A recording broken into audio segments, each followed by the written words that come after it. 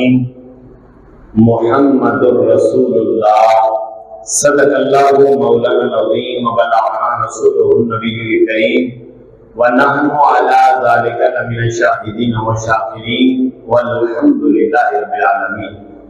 ان اللہ وملائکتہ یصلون علی النبی یا ایھا الذین آمنوا صلوا علیہ وسلموا تسلیما۔ الصلاۃ والسلام علیک یا سیدی یا رسول اللہ وعلی آلک وصحبہ یا سیدی یا نبی اللہ۔ الصلاۃ والسلام علیک یا سیدی یا رسول اللہ وعلی آلک وصحبہ یا سیدی یا حبیب اللہ۔ برادران اسلام، ارباب دانش و فکر، حضور سید دو عالم صلی اللہ علیہ وسلم سے محبت کرنے والے حضور کے غلاموں، اللہ رب العزت خالق حقیقی بھی ہے، وہ واحد حقیقی بھی ہے۔ اللہ رب العزت نے جب کائنات کو پیدا فرمایا تو اس کائنات میں دو چیزیں ہیں، بعض مفردات ہیں اور بعض مرکبات ہیں۔ جو مفردات ہیں وہ کبھی بھی مقصود نہیں بنے، بلکہ مفردات مقصود بالغرض مرکبات ہوتے ہیں۔ ان کا مقصود یہ ہوتا ہے کہ ان سے مرکب کو تیار کیا جائے۔ دو تین مثالیں میں عرض کرتا ہوں۔ ایک آدمی عمارت بنانا چاہتا ہے، بلڈنگ بنانا چاہتا ہے، اس عمارت کے لیے وہ مفردات اکٹھے کرتا ہے، وہ سیمنٹ، وہ بجری، وہ اینٹیں اکٹھی کرتا ہے۔ نہ تو اینٹیں مقصود ہوتی ہیں، نہ گارا مقصود ہوتا ہے، نہ سیمنٹ، نہ سریا مقصود ہوتا ہے، مقصود وہ عمارت ہوتی ہے۔ ایک انسان سالن تیار کرتا ہے، اس کے لیے سبزی وہ لاتا ہے بازار سے، اس کے لیے وہ نمک مرچ کا اہتمام کرتا ہے، تو نہ تو مقصود وہ نمک ہے، نہ مقصود وہ مرچ ہے، مقصود وہ سالن ہے جو انسان تیار کرتا ہے۔ تو جو مفردات ہوتے ہیں یہ مرکب میں استعمال ہوتے ہیں۔ تو جو چیز کسی چیز میں صرف ہو وہ مقصود نہیں ہوتی، بلکہ مقصود وہ ہوتی ہے جس میں مفردات صرف ہوا کرتے ہیں۔ اب حضرات گرامی قدر آپ کو دنیا میں بڑے مرکبات نظر آئیں گے، نباتات کی صورت میں نظر آئیں گے، جمادات کی صورت میں نظر آئیں گے، حیوانات کی صورت میں نظر آئیں گے۔ مفردات اکٹھے ہو تو مرکبات بنتے ہیں۔ میں اس کی تھوڑی سی اور وضاحت کر دوں۔ انسان کا وجود چار چیزوں سے مل کے بنا ہے: آگ، مٹی، پانی اور ہوا۔ نہ تو پانی کائنات کا مقصود ہے، نہ ہوا جو ہے کائنات کا مقصود ہے، نہ مٹی کائنات کا مقصود ہے، نہ آگ کائنات کا مقصود ہے۔ یہ چار چیزیں ملتی ہیں تو انسان بنتا ہے۔ اب حضرات آئیے ذرا قرآن سے تلاش کرتے ہیں کائنات کا مقصود کیا ہے۔ حضرات گرامی قدر کیا نباتات ہے، کیا جمادات ہے، کیا ملائکہ ہے؟ وہ اللہ کا قرآن کہتا ہے وَالَّذِي خَلَقَ لَكُم مَّا فِي الْأَرْضِ جَمِيعًا، اے انسان اللہ نے ہر شے تیرے لیے بنائی ہے۔ ہم نے کہا مولا کہ تو نے ہمیں کس کے لیے بنایا ہے؟ فرمایا وَمَا خَلَقْتُ الْجِنَّ وَالْإِنسَ إِلَّا لِيَعْبُدُونِ۔ کیا مطلب ہے؟ میں نے کائنات انسان تیرے لیے بنائی ہے اور تجھے اے انسان میں نے اپنے لیے بنایا ہے۔ اب بات سمجھ میں آئی؟ نباتات ہو یا جمادات ہو، حیوانات ہو یا مخلوق کی کوئی بھی شکل ہو، اللہ تبارک و تعالیٰ نے ساری مخلوق انسان کے لیے بنائی ہے، کیونکہ یہ ساری مخلوقات انسان کے اندر صرف ہوتی ہے۔ تو جو کسی میں صرف ہوتا ہے وہ مقصود نہیں ہوتا۔ کائنات کا مقصود جو اللہ نے بنایا ہے وہ حضرت انسان کو بنایا ہے۔ اب یہ بات سمجھ میں آئی؟ اب آگے ذرا چلیے۔ اب انسان کے اندر تین ہمیں گروہ نظر آئیں گے، ایک کافر، ایک مومن اور ایک نبی۔ یہ تین گروہ ہیں۔ ایک کافروں کا ہے، ایک مومنوں کا ہے، اور ایک اللہ کے نبیوں کا ہے۔ اب ذرا توجہ فرمائیے، نبی بھی مومن ہوتے ہیں، لیکن نبی اور مومن میں جو عام مومن میں اور نبی میں فرق ہے وہ آگے چل کے عرض کرتا ہوں۔ اب پہلا ہو گیا کافر۔ کافر کائنات کا مقصود ہو ہی نہیں سکتا، اس لیے جو چیز جس کے لیے بنی ہے اگر وہ اس میں صرف نہ ہو تو وہ اس کا فائدے کو نہیں ہوتا۔ آپ سالن بناتے، سالن جل جاتا ہے اور آپ پوری کی پوری دیکھ پرت کے رکھ دیتے ہو، کیونکہ مقصود تھا کھانا، جو جب کھانے کے قابل نہیں رہا تو آپ نے اس کو سارا ضائع کر دیا۔ ایک پین کا کام ہے لکھنا، جب پین کی نب ٹوٹ جائے، لکھنے کے قابل نہ رہے، ہم اس کو پھینک دیتے۔ اب حضرات تو جو چیز جس کے لیے بنی ہے، تو انسان بنا ہے اپنے رب کے لیے، رب کی عبادت کے لیے، جب وہ رب کو چھوڑ کے بتوں کے آگے جھکے گا، مقصود بہت ہو گیا، تو اللہ فرماتا ہے اولئک کالانعام بل ھم اضل، اب تو وہ انسان حیوان سے بھی بدتر ہو گئے، کیونکہ مقصود تھا انسان کا اللہ کی عبادت کرنا، وہ عبادت نہیں کرا تو وہ حیوان سے بھی بدتر ہو گیا۔ یہی وجہ ہے کہ کل کافر جب قیامت کے دن جائیں گے نا، حساب ہوگا، وہ کہیں گے یا لیتنی کنت ترابا، کاش میں انسان نہ ہوتا، میں مٹی ہوتا۔ حیوان سے بھی بدتر ہو گیا جب اس نے اللہ رب العزت کو چھوڑ کر غیروں کو اپنا معبود بنا لیا۔ تو اب پیچھے کتنے وجود بچ گئے؟ دو، ایک مومن اور ایک نبی کا وجود۔ بات ذرا توجہ سے سنیے گا، اب مومن کا اپنا کوئی مستقل وجود نہیں ہوتا، مومن تابع ہوتا ہے اللہ کے نبی کے۔ ایک روشنی کا سایہ ہوتا ہے، روشنی پڑے زمین پہ سایہ ہوتا ہے، اب وہ جو سایہ ہے نا وہ مقصود نہیں ہوتا، اصل کیا ہے وہ روشنی، یہ سایہ اس کا اثر کرتا ہے، روشنی ہے تو سایہ، روشنی نہیں تو سایہ کوئی نہیں۔ نبی ہوگا تو مومن ہوگا نا، اب نبی ہے تو مومن ہے، جب نبی کوئی نہیں جس میں ایمان لانا ہے تو مومن کیسے ہو گیا؟ تو پتہ چلا مومن کا اپنا وجود نہیں، مومن کا وجود ہے تو اللہ کے نبی کے صدقے۔ اب اصل مقصود پیچھے صرف ایک رہ گیا، باقی مخلوق انسان کے لیے بنی، انسان میں کافر بھی گیا، مومن کا اپنا مستقل وجود کوئی نہیں، اور پیچھے مقصود بچ گیا اللہ کا نبی۔ اب ذرا توجہ فرماؤ، اور عام میں بندے میں، عام مومن میں اور نبی میں فرق کیا ہے؟ ایک بڑے سے بڑا نیک بندہ ہونا، قطب ہو، غوث ہو، اللہ کا ولی ہو، وہ فاسق ہو سکتا ہے، وہ فاجر ہو سکتا ہے، تقدیر غالب آ جائے، گناہوں پہ لگ گیا، تھا کیا ولی تھا، لیکن فسق کی وجہ سے وہ فاسق اور فاجر ہو گیا۔ بڑے سے بڑا ڈاکو ہو، فاسق و فاجر ہو، بڑے سے بڑا گناہگار ہو، وہ ترقی کر کے ولی بن سکتا ہے، تو جو فرمائیے کتب بن سکتا ہے، غوث بن سکتا ہے، لیکن میری بات ذرا توجہ سے سننا، ایک ہوتا ہے اللہ کا نبی، نہ وہ نبوت سے معزول ہو سکتا ہے، نہ نبوت سے بڑھ سکتا ہے، نبوت سے معزول ہوگا تو وہ حالات نبوت ختم ہو جائے گی، اور اوپر جائے گا تو صرف خدا کی ذات نظر ہوگی، تو اس لیے کہا نبی نہ بڑھ سکتا ہے نہ گھٹ سکتا، کیونکہ نبوت جس کو اللہ نبی بنا دیتا ہے نا، وہ نبی معصوم ہوتا ہے، وہ گناہوں سے پاک ہوتا ہے، تو اس لیے نبی مقام سے گھٹ سکتا نہیں، وہ جب سے نبی ہے وہ آخری عمر تک وہ نبی ہی رہے گا، سانس ختم بھی ہو گیا پھر بھی وہ اللہ کا نبی ہے، برزخ میں چلا گیا پھر بھی اللہ کا نبی ہے۔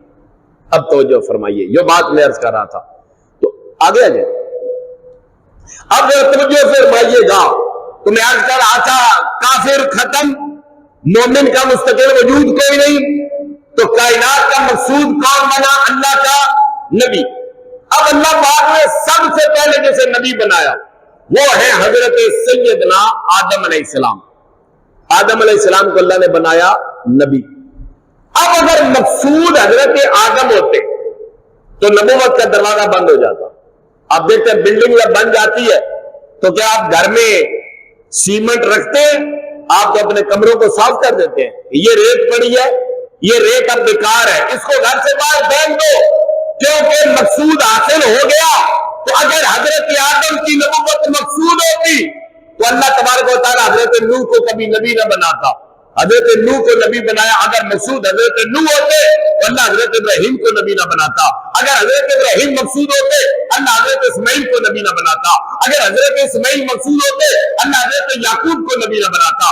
اگر حضرت یعقوب مقصود ہوتے اللہ حضرت موسیٰ کو نبی نہ بناتا. اگر حضرت موسیٰ مقصود کائنات ہوتے تو اللہ حضرت عیسیٰ کو نبی نہ بناتا. ارے وہ کون آیا ہے جس کے آنے پہ اللہ نے نبوت کا دروازہ بند کر دیا؟ محمد رسول اللہ وخاتم النبیین. فرمایا محمد مصطفیٰ ہم نے نبوت کا دروازہ تیرے اوپر بند کر دیا. پتہ چلا کائنات کا مقصود ذات محمد مصطفیٰ ہے. اب آپ کو بات کی سمجھ میں آ گئی ہوگی. نہ نباتات مقصود ہے، نہ جمادات مقصود ہے، نہ حیوانات مقصود ہے. اب انسان مقصود ہے تو انسان میں کافر بھی گیا، کیونکہ وہ اللہ کی عبادت نہیں کر رہا، اس نے غیروں کو معبود بنا لیا، لہذا وہ بھی گیا. مومن کا مستقل وجود کوئی نہیں. اور نبیوں میں نبی آتے رہے جاتے رہے، لیکن وہ آ گیا. اب قیامت تک اس کے آنے پہ نبوت کا دروازہ بند ہو گیا. اللہ نے اعلان کر دیا محمد رسول اللہ، اور دوسرے مقام پہ فرمایا وخاتم النبیین. ویسے پتا چلا کائنات کا مقصود ذات محمد مصطفیٰ ہے. تو اللہ رب العزت نے کہا تو اے میرے نبی کے غلاموں، اللہ نے فرمایا محمد رسول اللہ، محمد اللہ کے رسول ہیں. ہم کلمہ طیبہ پڑھتے ہیں، اس کے دو جو ہے جز ہیں. پہلا جز ہے توحید اور دوسرا جز ہے رسالت. لا الہ الا اللہ یہ توحید ہے اور محمد رسول اللہ یہ رسالت ہے. تو میرے نبی پاک صلی اللہ علیہ وسلم کے غلاموں، ایک بندہ ساری زندگی مسجد میں بیٹھ کر کہتا رہے لا الہ الا اللہ، لا الہ الا اللہ ورد کرتا رہے، محمد رسول اللہ کہنے کے بغیر مر جائے، وہ مومن نہیں ہو سکتا. مومن تب ہے جب وہ اعلان کرے لا الہ الا اللہ محمد رسول اللہ. تو اللہ نے میرے آقا کو کائنات کا مقصود بنایا. ابراہیم بچے تو نام محمد کے صدقے. اب آگے چل کے عرض کروں گا. تو فرمایا محمد رسول اللہ، محمد اللہ کے رسول ہیں. حضرت گرامی قدر یہ بات بھی ذرا پیش نظر رہے. اللہ پاک نے اپنا نام کیا رکھا ہے؟ ذاتی نام اللہ کا کیا ہے؟ اللہ. ذاتی نام اس کا کیا ہے؟ اللہ. میرے نبی کا ذاتی نام ہے محمد. اب اللہ پہ نقطہ کوئی نہیں، محمد پہ بھی نقطہ کوئی نہیں. اللہ بھی بے عیب ہے اور محمد مصطفیٰ بھی بے عیب ہے. کائنات کا خالق بھی بے عیب ہے اور کائنات کا مقصود بھی بے عیب ہے. اور پھر آپ باقی نبیوں کے نام پڑھو، ان میں نقطے ہیں. حضرات گرامی قدر ان کے القابات میں نقطے ہیں. یہ میرے نبی کا نام ہے جس پہ نقطہ ہی کوئی نہیں. رب نے نقطہ بھی اپنے محبوب کے نام پہ گوارا نہ کیا. میں یوں کہوں تو کہا محبوب اب اللہ پہ نقطہ کوئی نہیں، محمد پہ نقطہ کوئی نہیں. اللہ کا الف لام مشدد ہے، محمد کی میم مشدد ہے. اعلان کر دیا محبوب نقطہ یہاں نہیں، نقطہ وہاں نہیں، عیب یہاں نہیں، عیب وہاں نہیں. ارے وہ بھی بے مثال ہے، یہ بھی بے مثال ہے. فرق اتنا ہے، وہ بنانے میں بے مثال ہے، یہ بننے میں بے مثال ہے. وہ پڑھانے میں بے مثال ہے، یہ پڑھنے میں بے مثال ہے. وہ لانے میں بے مثال ہے، یہ آنے میں بے مثال ہے. وہ سکھانے میں بے مثال ہے، یہ سیکھنے میں بے مثال ہے. وہ خدائی میں بے مثال ہے، یہ مصطفائی میں بے مثال ہے. اللہ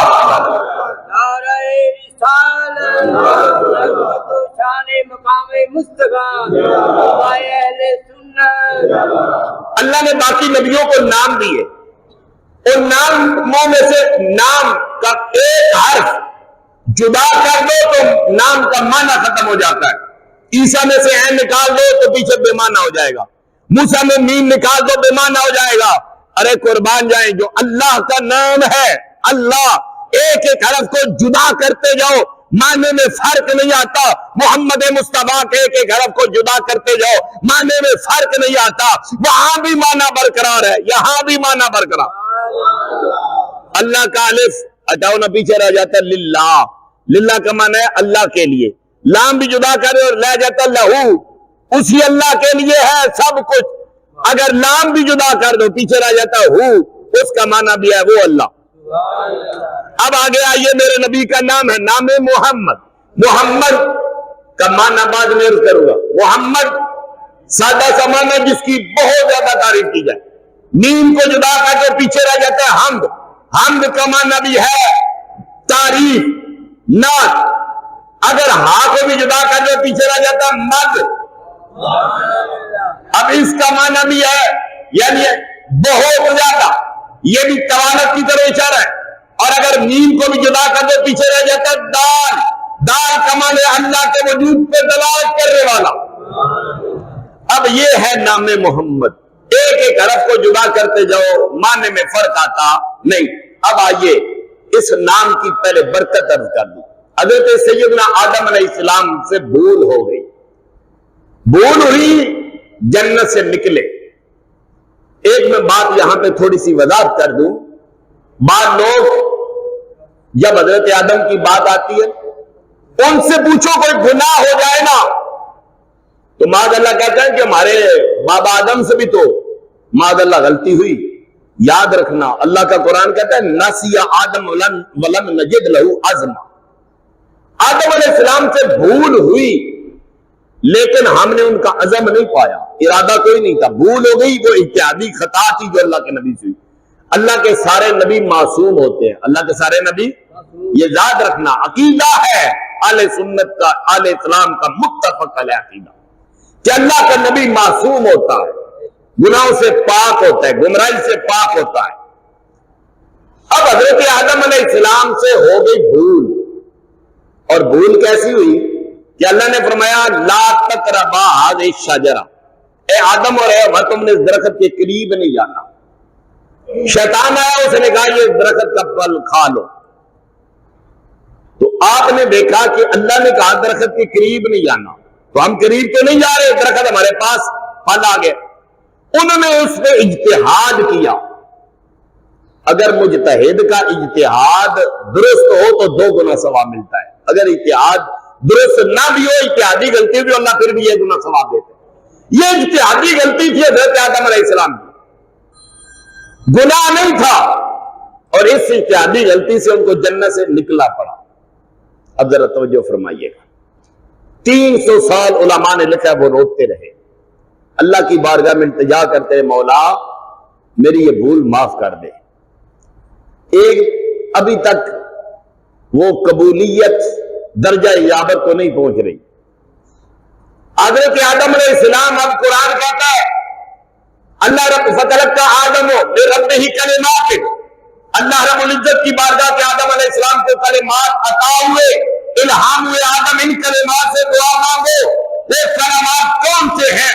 حضرت شاہد العزیز محدث دہلوی کہتے ہیں آپ نے کہا اسألک بحق محمد المولا، میں محمد مصطفیٰ کے وسیلے سے سوال کرتا ہوں۔ اللہ نے ان کی توبہ کو قبول کر لیا۔ مولانا عبدالرحمن جامی کہتے ہیں اگر نام محمد را نیا ورد شفیع آدم، نہ آدم یافت توبہ، نہ نوح گھر کے نجئی نہ۔ آپ نے فرمایا اگر حضرت آدم کی توبہ قبول ہوئی تو نام محمد کے صدقے، اگر حضرت نوح علیہ السلام کی کشتی کنارے پہ لگی ہے تو نام محمد کے صدقے میں لگی، اگر حضرت ابراہیم علیہ السلام نارے نمرود سے بچے ہیں تو نام محمد کے صدقے، کیونکہ ان کی پیشانی میں میرے نبی کا نور چمک رہا تھا، اور اسماعیل علیہ السلام ذبح ہونے سے بچے ہیں تو وہ نام محمد کے صدقے کہ ان کی پیشانی میں بھی نور محمدی جگمگ کر رہا تھا، وہ چمک رہا تھا۔ تو اللہ نے فرمایا محمد رسول اللہ، اور یہ تو نبیوں کی بات ہے۔ ایک بات اور سنیے، ایک بندہ تھا بنی اسرائیل میں، وہ بڑا گناہگار اور پاپی تھا۔ جب وہ فوت ہو گیا لوگوں نے اس کی لاش کو کوڑا کرکٹ پہ ڈال دیا، اس کو علامہ جلال الدین سیوطی علیہ الرحمہ نے نقل فرمایا، کوڑا کرکٹ پہ ڈال دیا، کسی نے اس کا جنازہ نہیں پڑھایا۔ اللہ تبارک و تعالیٰ نے حضرت موسیٰ علیہ السلام کی طرف وحی فرمائی، اے میرے موسیٰ جاؤ اس بندے کو غسل دے کر جنازہ پڑھا کے قبر میں دفناؤ۔ موسیٰ علیہ السلام آئے، آپ نے لوگوں سے سوال کیا کہ تم نے اس کا جنازہ کیوں نہیں پڑھایا؟ انہوں نے کہا آپ نے خود فرمایا تھا کہ نیک مرے تو جنازہ پڑھنا ہے، جب گناہگار مر جائے تو جنازہ کوئی نہیں پڑھنا. یہ حضور کی امت پہ اللہ کا کرم ہے. نیک اور گناہگار سب کا جنازہ ہے. صرف ڈاکو ڈاکہ کرتے ہوئے مر جائے تو اس کا جنازہ کوئی نہیں. باقی حضور کی امت میں بڑے سے بڑا گناہگار ہو خودکشی کر کے کوئی مر جائے پھر بھی اس کا جنازہ ہے. اگر توجہ کرنا, جنازہ پہلی امتوں میں صرف نیک بندوں کا جنازہ ہوتا تھا. تو انہوں نے کہا آپ نے خود فرمایا تھا کہ نیکوں کا جنازہ, یہ بندہ تو پاپی تھا, یہ بندہ بڑا گناہگار تھا. حضرت موسیٰ علیہ السلام اپنے مالک کی بارگاہ میں عرض کرتے ہیں, اے اللہ تو نے کہا تھا کہ اس کا جنازہ پڑھاؤ, اور ساری دنیا کہتی ہے یہ بڑا پاپی اور بڑا گناہگار تھا, مولا ماجرا کیا ہے؟ اب سنو جو اللہ نے حضرت موسیٰ علیہ السلام سے کہا. اللہ نے فرمایا کلما اذا نشر التوراۃ ونظر الى اسم محمد فقبله وغدا على عينيه وصلى عليه آببت له وغفرت له ذنوبا وزوجت له 70 حورا. موسیٰ یہ مانا گناہگار تھا, پاپی تھا, لیکن کلما اذا نشر التوراۃ, جب یہ تورات کھولتا تھا اس کی نظر میرے محمد کے نام پہ کرتی تھی. یہ نام محمد کو چوم کے آنکھوں پہ لگا دیتا تھا, میرے محبوب کو درود بھیجا کرتا تھا. مجھے اس کا عمل اتنا پسند آیا, میں نے زندگی کے سارے گناہ ہی معاف فرما دیے اور 70 حوروں کے ساتھ اس کا نکاح بھی کر دیا. جو نام محمد کی تعظیم کرتا ہے, اللہ تبارک و تعالی اگر بنی اسرائیل کے بندے پہ نام محمد کی تعظیم کے صدقے اتنا کرم کر دیتا ہے, تو اگر میرے مصطفیٰ کا کوئی امتی نام محمد کی تعظیم کرے گا پھر اندازہ لگا لو اللہ اس پہ کتنا کرم کرے گا. تو اللہ نے فرمایا محمد الرسول اللہ, محمد اللہ کے رسول ہیں. اب حضرات, رسول تو اللہ نے کتنے بنائے؟ 313. کتنے رسول ہیں؟ اور نبی کل کتنے ہیں؟ کم و بیش 1,24,000. اب میں یہ مسئلہ بھی آپ کو سمجھا عرض کر دوں کہ جب ہم نبی کے لیے بولتے ہیں نا کم و بیش, یہ کیوں کہتے ہیں؟ اس وجہ سے کہ مختلف روایات کے اندر نبیوں کی تعداد کا ذکر ہے. 1,24,000 بھی ہے, 2,24,000 بھی ہے. تو اس لیے علماء کہتا ہے کم و بیش کہو, کہ ایسا نہ ہو کہ ہم متعین کریں تو نبی ہو اور وہ اس میں سے نکل جائے, یا کوئی غیر نبی ہو اس میں داخل ہو جائے. تو دونوں باتیں, غیر نبی کو نبی ماننا بھی کفر ہے اور نبی کو نبوت سے نکال دینا یہ بھی کفر ہے. تو اس لیے جب نبی کی تعداد بولو تو ساتھ کہو کم و بیش. لیکن جو رسول ہیں وہ حضرات گرامی قدر 313 ہیں. یہ میں اور آپ نہیں کہہ رہے, یہ آمنہ کے لال بتا کے گئے. اب توجہ فرمانا, نبی کم و بیش 1,24,000, رسول 313 اور محبوب فقط ایک ہے. تو اللہ نے فرمایا محمد رسول اللہ, یہ محمد اللہ کے رسول ہیں. اور ایسے رسول ہیں کہ اللہ تبارک و تعالیٰ نے صرف انہیں رسول نہیں بنایا, اللہ نے تمام رسولوں کا تاجدار بنایا, تمام رسولوں کا تاجدار بنایا. اب حضرات گرامی قدر, آؤ ذرا میرے کریم نبی پاک صلی اللہ علیہ وسلم کی اس رسالت کا ذرا جلوہ آپ کو دکھاؤں. پہلے نبی آئے نا, کوئی نبی کوئی رسول, یہ قاعدہ یاد رکھنا, اپنے قبیلے یا جس کے لیے اسے رسول بنایا گیا تھا اس سے ہٹ کے اس کو تبلیغ کرنے کی اجازت نہیں تھی, اس کا دار اختیار تھا. تو جو فرماؤ, اگر کوئی بنی اسرائیل کا نبی ہے تو وہ بنی عاد کو تبلیغ نہیں کر سکتا. اگر کوئی بنی عاد کا رسول ہے وہ بنی سمود کو تبلیغ نہیں کر سکتا. وہ قاعدے جو دیے نا اللہ نے وہ بنی عاد کے لیے دیے. اب کوئی نبی کسی علاقے, کوئی قبیلے, کوئی زمانے کا نبی بن کے آیا, رسول بن کے آیا, جب میری اور آپ کے آقا کی باری آتی ہے میرے مصطفیٰ کریم کہتے ہیں ارسلتو الی الخلق کافہ, میرے اللہ نے مجھے ساری کائنات کا رسول بنا کے بھیجا. اب یہ نہیں کہا کہ صرف انسانوں کا رسول بنایا, بلکہ کیا کہا ارسلتو الی الخلق کافہ, میرے اللہ نے مجھے ساری مخلوق کا رسول بنایا. اب مخلوق میں صرف انسان نہیں آتے, مخلوق میں حیوانات بھی آتے ہیں, مخلوق میں جمادات بھی آتے ہیں, مخلوق کے اندر یہ سورج, یہ چاند, یہ تارے بھی آتے ہیں, بلکہ سنیے مخلوق کے اندر جبریل اور امیر بھی آتے ہیں. میرا رسول انسانوں کا رسول نہیں ہے, میرا رسول تو جبریل اور میکائیل کا بھی رسول ہے، اور میرا رسول تو وہ ہے جو رسولوں کا بھی رسول ہے۔ اب آپ کہیں گے رسولوں کا بھی رسول، سنیے گا ذرا۔ حضرت آدم علیہ السلام آئے تو آپ کی امت کا کلمہ کیا تھا؟ لا الہ الا اللہ، آدم صفی اللہ۔ حضرت موسیٰ علیہ السلام آئے تو کلمہ کیا ہے امت کا؟ لا الہ الا اللہ، موسیٰ کلیم اللہ۔ حضرت عیسیٰ علیہ السلام آئے تو کلمہ کیا ہے؟ لا الہ الا اللہ، عیسیٰ روح اللہ۔ اب حضرت ابراہیم آئے، امت کا کلمہ ہے لا الہ الا اللہ، ابراہیم خلیل اللہ۔ اسماعیل علیہ السلام کی امت کا کلمہ ہے لا الہ الا اللہ، اسماعیل ذبیح اللہ۔ اب ہر نبی کا امتی نبی کا کلمہ پڑھتا ہے، اور علماء فرماتے ہیں سارے نبیوں کا ایک ہی کلمہ تھا، لا الہ الا اللہ محمد رسول اللہ۔ تو اسے پتہ چلا کوئی کسی قبیلے کا نبی، کوئی کسی علاقے کا نبی، کوئی کسی قوم کا نبی بن کے آیا، میرا نبی وہ ہے، میرا رسول وہ ہے جو نبیوں کا بھی نبی ہے، جو رسولوں کا بھی رسول ہے۔ یہی وجہ اللہ نے فرمایا لَتُؤْمِنُنَّ بِهِ وَلَتَنْصُرُنَّهُ، نبیوں تمہیں کتاب اور حکمت دوں گا، رسالت دوں گا، نبوت دوں گا۔